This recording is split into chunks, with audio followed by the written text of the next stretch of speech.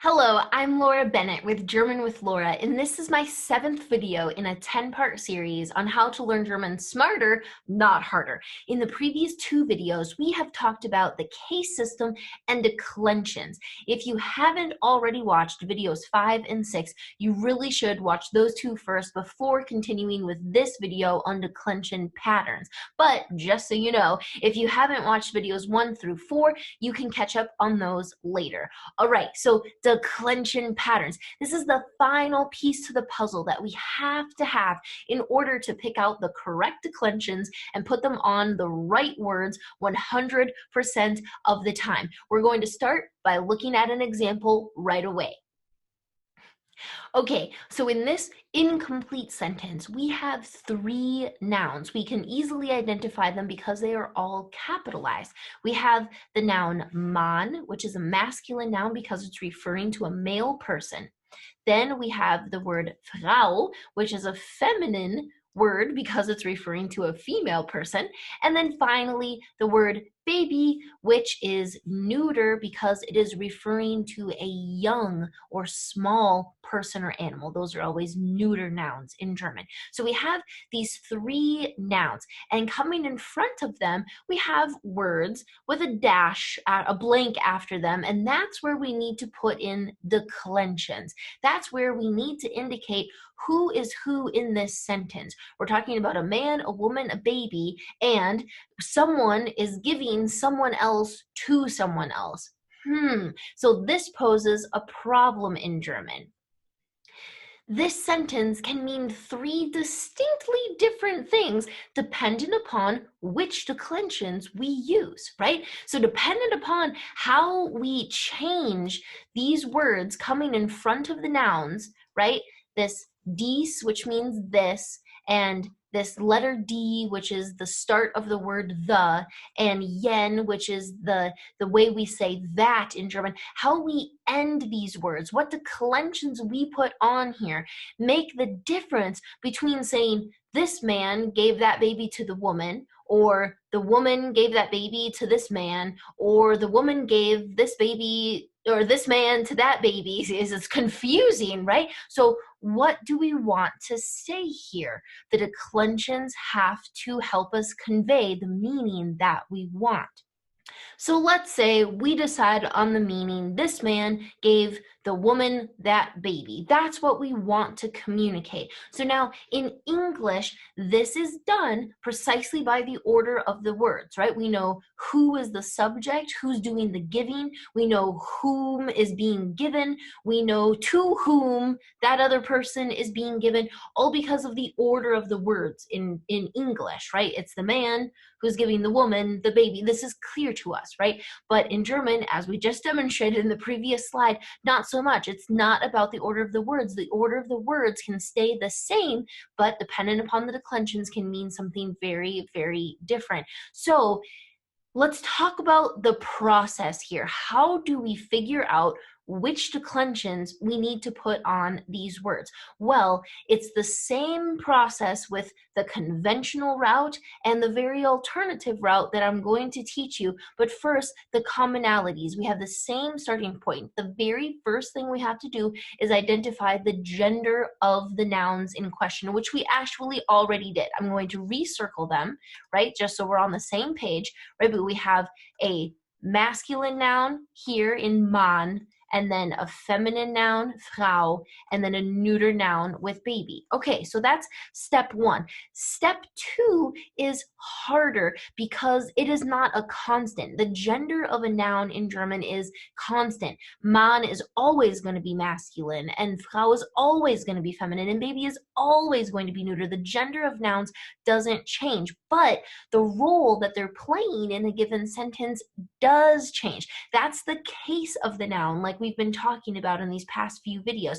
So we need to figure out which case these 3 nouns need to go into. So to kind of recap what you've been learning so far, if we are assuming a standard sentence structure, and this is a standard sentence, then the very first noun, Mann, is the subject of the sentence. And the subject of the sentence always goes into the nominative case. So this needs to be a nominative case slot, as I say. Then this is followed by the verb, which is the action that this man is taking. All right, so he gave, and then we ask the question, what or whom did he give? And the answer to that question is going to be the direct object, which has to go into the accusative case. So the person who was given is that baby, and so that's the direct object in this sentence. It goes into the accusative case. So now, next question, to whom was that baby given by this man? And the answer to that question is the woman. So the woman is going to go into the dative case because her role in this particular sentence is that of the indirect object. Whoa. Okay, so again, reminder, this is hard stuff, and I'm giving you the shortest story possible here on the case system, declensions, and now declension patterns coming up in just a few minutes more. So you're gonna have to practice this. You're gonna have to practice this a lot. Hopefully the concepts are making sense, but in order for you to really have all of this information internalized and truly be able to use it, you're going to have to practice, practice, practice. All right, but in any case, we have Mann, masculine noun in the nominative case, Frau, feminine noun in the dative case, baby, neuter noun in the accusative case. So we've completed our first two steps of identifying the gender of the noun, which again is constant, and identifying the case of the noun, which changes from sentence to sentence, right? Changes dependent upon the context. We have both of those elements figured out. So now what? Well, in the conventional way of learning German, what you would now do is you would turn to very specific charts that give you the way of saying this, right? All of the different possible ways of saying this. And then you'd have to go to another chart for all of the possible ways of saying the. And then you'd go to another chart for all the possible ways of saying that. And you'd have to pick out the correct version. Let me show you a chart and it'll make a little more sense. So the conventional way, traditional way, is that you turn to a chart like this. This is a chart for all of the ways of saying the in German. Okay, and in our sentence, we needed to say the woman, which is a feminine noun in the dative case. So you'd have to find the right spot in this chart, which is right here, because it's a feminine noun. It's in the dative case. That's where these two intersect. And so the word is der. And so then you would know to plug in der in front of Frau in order to say that particular necessary form of the. But again, now you'd have to go to another chart and find the correct way of saying this so that you can say this man. And you'd go to another chart to find the correct way to say that so you can say that baby, right? And there are 10, like you'd have to work with a minimum of 10 charts, okay, like this, with 16 different spots, 10 charts, 16 different spots at a minimum, if not more, in order to do this the conventional way, all right? But I think using the All-In-One Declensions chart that I've demonstrated to you in the past videos, this is the better way. This is the smarter way to do declensions in German. And that's because the declensions only are provided to you here. And then you are going to still follow the same process of you have to know the gender of your noun because that's this component up here. You have to know the case of your noun, right? So this is still the same. But now when you locate the correct intersection that you need, you only have to do this using one chart, not 10 or more, right? So you still need to find the right intersection, but just on one chart. And then from here, you have to now take the declension that's being listed and put it onto the word yourself, okay? So the thing is, at face value, the conventional way of working with the charts where all of the words are spelled out for you, you have all of your thes are complete and your us are complete and your that's and your this and the sums and the few and the manys and the whatever, all of those charts are done for you. The problem is, imagine yourself now, you're in Germany or Austria, Switzerland, you're talking in German, right? You want to say something like, this man gave the woman that baby, and you say, wait a second, hold on, and you start leafing through 10 or more different charts to try to figure out the right way to say those different words, not going to be a very nice experience, right, for you or anyone trying to talk with you. And so the problem with those charts, they seem easy, right, but don't go the easy way because it's deceptive. It's deceptive because it's actually a crutch. It will keep you from becoming truly proficient, much less fluent in German. But if you can work with one chart and be empowered to know which declensions to put on which words when you know how to do that for yourself. Now that's the way to fluency, because with just one chart, with all the declensions that you're ever going to need to learn, this is actually memorizable, right? You can actually internalize this chart and get to the point where you don't have to look at it anymore. A lot harder to do if you're doing 10 or more charts of the exact same size. Okay, so hoping that you are now convinced that you should work with the All-In-One Declensions Chart, we need to talk about this final element of the declension pattern, because as has been established in the previous videos, we have the genders going across the chart, the cases going down the sides of the chart. So the All-In-One Declensions Chart gives us the information for these first 2 points, okay? But when you find the intersection that you need, you still have multiple options listed. There are multiple declensions there. And so there's still a decision that needs to be made. You still need to know which declension to use and which word to put it onto. And that is a matter of our declension pattern being used. So there are 4 total patterns that are ever used in German. So again, this is simple, short enough material that it can ultimately be memorized without a problem, okay? And here are those 4 declension patterns.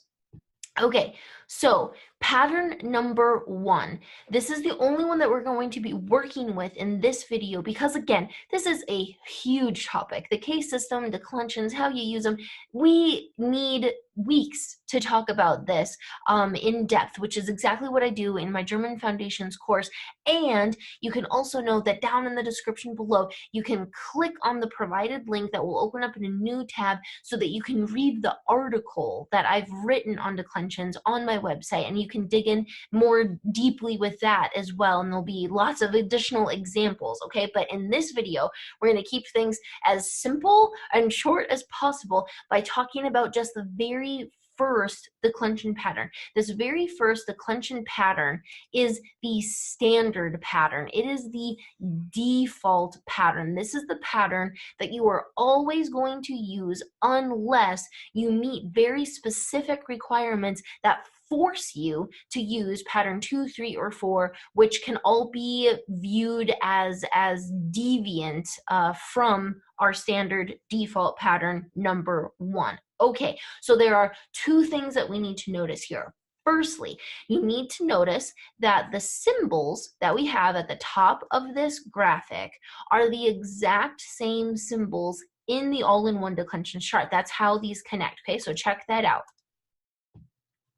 Right? We have those same big black flags here throughout the chart, the same white flags all throughout the chart, and then these 3 instances where we have that symbol of the no flag, okay, that we just saw with the declension pattern. So that's the first point. Then, looking at the declension patterns again, the second thing that we have to establish in order to use this properly is what on earth is a determiner, right? And maybe some of you need to be reminded what an adjective is too, so let's look at that. So determiners, these are words that answer the question which one or how many. So words such as the, some, few, many, my, so on and so forth. Those are determiners, right? So it's kind of, you have to imagine that when you're saying a determiner, you can either be pointing to some specific thing, you know, this apple, that apple, my apple, whatever, or you're counting something, right? Both apples, a few apples, many apples, right? So you're either pointing to something or you're counting something. Those are determiners. They're answering the question, which one or how many. Great. All right, so then adjectives, the other type of words that need to take declensions, are words that describe nouns in some way. Is the apple red? Is it mushy? Is it freshly picked? Right? Those are adjectives. So determiners and adjectives are the two types of words that come in front of nouns in a slot and need to take declensions in order to clearly indicate what that noun is doing in the sentence in relation to the other nouns in that sentence. Okay. So now, in light of all of this information, let's look again at our sentence that we want to say, this man gave the woman that baby. So in this sentence, we have the determiner, which means this, the determiner that means the, okay, and then the determiner that means that, okay? But unlike those conventional charts that put the declensions on for you and you have to find the right one, after you find the right page, of your 10 plus pages of charts, okay, we now are going to take what we can call the root forms of these determiners and then plug the declension on ourselves. Very empowering, all right? So how are we going to do that? Let's look at our process step by step, and then we're going to do it. All right, so again, firstly, you have to identify the gender of the noun. This is something you're going to have to do no matter what method you use, right? Secondly, and more difficultly, you need to determine the case of the noun, okay? It's doing the slots in the sentence, okay? Then, whatever chart you're using, either you have to go find the right chart and then find the right space, or just use the All-In-One Declensions Chart and then find the correct intersection that you need where you're taking into account the gender of the noun and the case of the noun, okay? Then, with my method, you need to look at the words you have in the slot along with the noun, right? So we have this man and the woman and that baby. Those are the words that are coming in the slots along with those nouns, okay? And we have just talked about how these are types of so-called determiners, okay? So now with that information, we need to identify the declension pattern, and there's more to this step, which again, we get into in depth in my course, and you can read more about it on my website, but for right now, we're just automatically using our standard default declension pattern number 1 and not even examining the possibility of it being 2, 3, or 4. So we're just going to jump right to that point, but you would have to learn how to identify which declension pattern you're using and then plug in the declensions. Okay, so now we're going to do that with that sentence. Okay, so just for good measure, because practice makes perfect, if we go through step 1, again, identify the gender of our nouns, right? We have a masculine noun referring to a male person, a feminine noun referring to a female person, and a neuter noun referring to a young person, okay? Then the subject of our sentence, which has to go into the nominative case, is this man, okay? Nominative case, which I color code pink. Then he's giving that baby, okay, so baby is going to go into the accusative case, and to whom is he giving the baby? He's giving it to the woman, so she needs to go into the dative case in this particular sentence. Okay, so now next step, we have to identify the intersections that we need to use here. So starting again from the beginning, we have a masculine noun in the nominative case, which puts us at this intersection right there, okay? Then for our Frau in the dative case, right, we're gonna be right here. That's where the feminine column intersects with the dative row. And then for our baby, we have a neuter noun and it needs to be in the accusative case. So that puts us right here in the chart. These are the three intersections that we're going to need to use. All right, now we look again at our sentence. What elements are we using here? Do we have determiners? Do we have adjectives? What's happening in each of these slots? We've already said that the words we have here are determiners. We're answering the question, which one or how many? This man, the woman, that baby, where we could imagine ourselves pointing to all of these people. Okay, these are determiners. So our pattern, number one, our standard default automatic pattern says what? Put the strong declension onto the determiner. Okay, so what does this look like then in our sentence? Okay, the strong declension listed at the masculine nominative section is this R. Okay, so that's going to need to go down here. All right, the strong declension listed in the feminine dative also happens to be an R.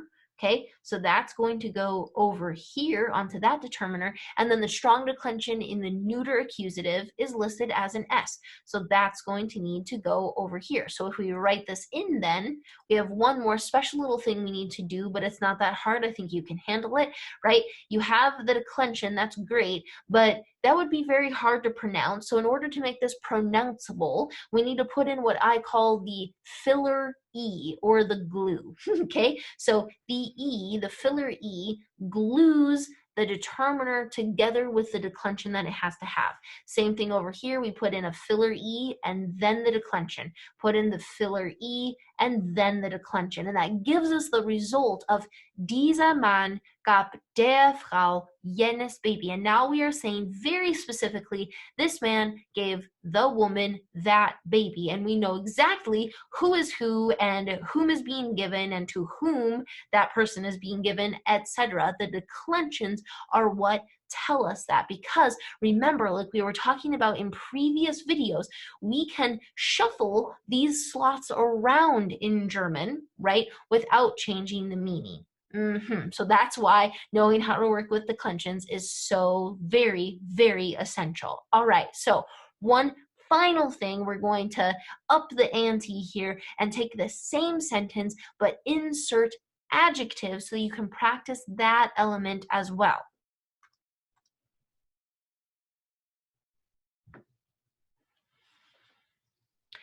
Okay, so now in our sentence, everything is exactly the same. We've simply added in adjectives. So if I go through this a little faster this time, okay, we have our gender of the nouns, okay, have to know that. We have to know what case all the nouns are in, right? We have to know what role they're playing. But again, all of this is the same that we just did. It's not new, it's the same, okay?